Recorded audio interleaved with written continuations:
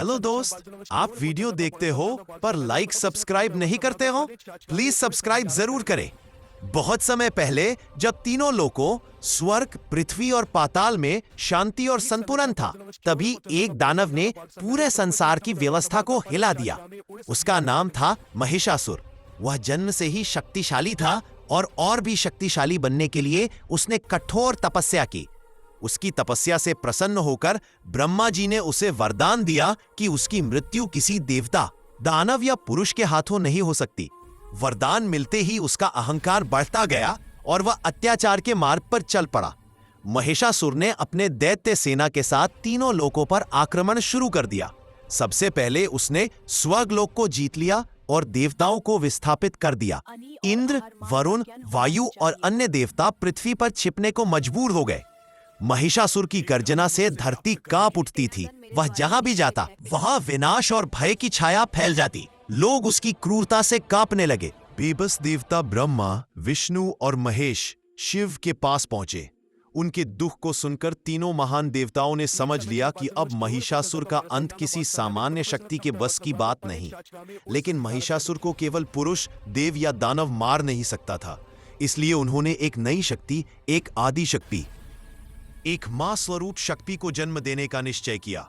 तीनों देवताओं की दिव्य ऊर्जाएं एक साथ मिलकर एक अद्वितीय प्रकाश पुंज में परिवर्तित हुईं। वही प्रकाश धीरे धीरे एक दिव्य रूप में ढल गया और प्रकट हुई मां दुर्गा। उनका रूप तेजस्वी और अनुपम था। उनके मुख से माता की शांति झलकती थी, पर उनके नेत्रों में दुष्टों का नाश करने की प्रचंड अग्नि थी। उनके 10 हाथों में देवताओं द्वारा दिए गए दिव्य अस्त्र थे।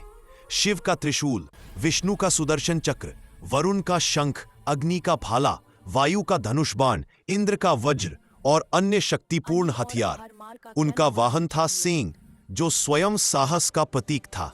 देवताओं ने उनकी स्तुति की और उनसे निवेदन किया कि वे महिषासुर के अत्याचारों से धरती और स्वर्ग को मुक्त करें। मां दुर्गा मुस्कुराईं और बोली, अधर्म और अहंकार का अंत होना ही चाहिए। फिर शुरू हुआ वो महान युद्ध जिसकी कथा युगों युगों तक याद की जाती है।